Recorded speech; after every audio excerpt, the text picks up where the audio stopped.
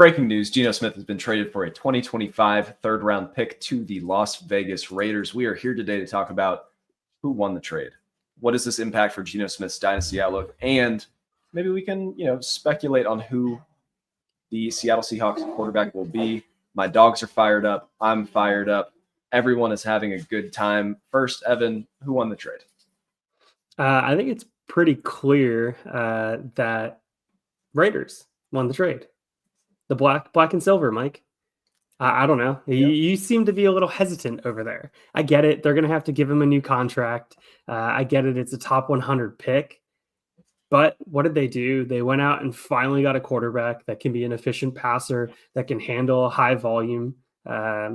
He's been in Pete Carroll's system. Chip Kelly has already come out and said that he's a fan of it, was looking for a quarterback to be able to run this offense. I think it was pretty clear that nobody expected them to go with a rookie quarterback because of the age of the coaching staff and obviously the organization wanting to win right now. I know the organization wants to win, and I think Geno does. He was the best option available, and they got him for a stomachable price. So all of those things are great. Explain to me how Geno Smith is going to compete in the division that has Patrick Mahomes, Justin Herbert, and even discredit Bo Nix, give love to Bo Nix. Bo Nix and Sean Payton is a more dangerous combination than 35-year-old Geno and 95-year-old Pete Carroll. I think this is what bad teams do. They just keep staying medium. Shout out to the Steelers. But let's talk about this from a fantasy football and a dynasty perspective. So you got some of the stats for him over the last 3 years. We're talking about over 4,000 yards in 2 of them, close to 70%. He has been a top 20 quarterback, and he has been almost a QB1 twice. He was a top 5 2022. That was pretty sick. So he is going from having Lockett, JSN, Metcalf, Walker, even Charbonnet, Noah Fant, everyone's favorite 19th team tight end. What does this move do for Geno going to the Raiders with Chip Kelly, Pete Carroll? Insert skill position players here other than Brock Bowers. Jacoby Myers, we love him. But what does this do for Geno as a dynasty asset? Yeah, so I think this offseason has been pretty telling for Seattle. They moved on from Tyler Lockett. Their offensive line regressed once again. Cross was about the only viable starter on that offensive line this past season. It's not what it used to be, which isn't saying a ton. They have 2 good running backs that they can clearly lean on. The offense needs to run through, and DK Metcalf is looking for a trade. So if DK also goes, you're going to tell me that an offense with 2 very good running backs, not really much at tight end, and JSN all alone is going to be a better situation than the play calling of Chip Kelly with the aggressive style of Pete Carroll trying to work off of play action, trying to be able to establish the run, trying to be able to have an efficient passer back there with a better offensive line and a dynamic weapon in Brock Bowers, along with a hopefully high draft pick. Hopefully they use that on a skill position to be able to go get Geno some help. Sure, the wide receiver position, you can clearly say JSN is better than Jacoby Myers. But the rest of the team after that wide receiver 1, is it really that different of a situation? Plus, for fantasy purposes, what do we love, Mike? We love brand new contracts, and that's exactly what's expected here with Geno Smith going into the Raiders. Yep. I think this is funny because Geno, going from a situation where I think he hid a lot of the problems with Seattle's offensive line, he's more escapable than people give him credit for. He's able to play out of structure, and he was able to get through his reads quickly enough that, he wasn't leading the league in sacks, which is positive behind Seattle's O-line. Now he goes to the Raiders. It's not good, but it's not worse. So we'll take that. So are you penciling him in QB 18, 19-ish this year, or are you thinking a little higher? I think a reasonable finish for him is somewhere in that 15 to 18 range.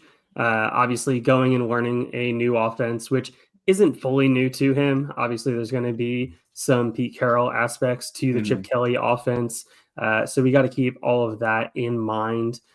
Let's also not forget that Geno is 34 currently, pushing the age where you start to see some kind of plateau or fall off from quarterbacks when they start getting to that mid 30 range.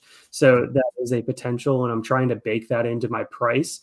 But what do we already have, Mike? We already have that baked into prices when we look at Fantasy Calc over here.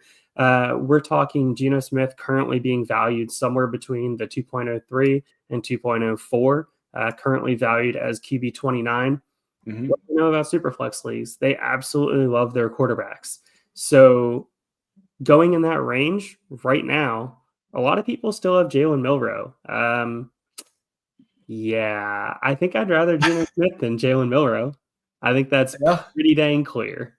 I agree with you, unless I am in the grossest rebuild of possible. Then like, I'll take the mystery box in Milroe. When he plays, it's going to be fun. But yeah, I think what's funny is that he's at QB 29. We think that he's going to get a contract. We think he's going to have some job security for a couple of years.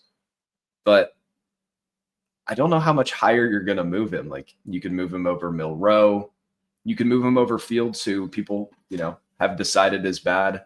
You can move him over Anthony Richardson if you think he's going to flame out of the league here pretty soon. But there's really not a lot of guys in front of him that you're like, that guy either has terrible job security or is really old.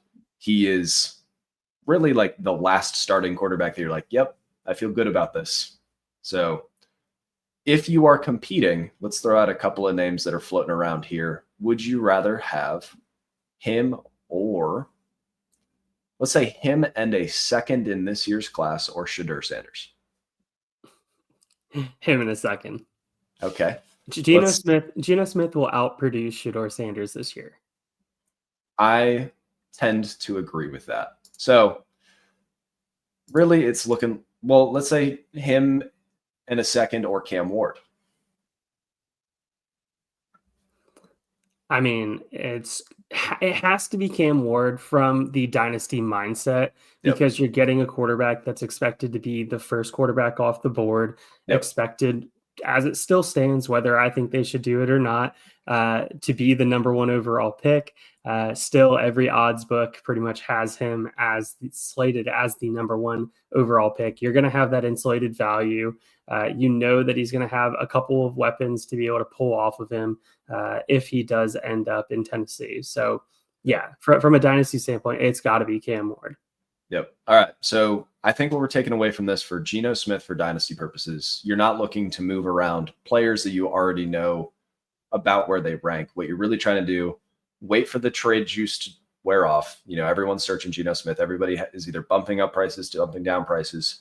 Wait for that to settle, and then wait for rookie fever to take hold a little bit more and go send the 204, the 205, and go get you a crusty old quarterback you can plug into your QB2 spot.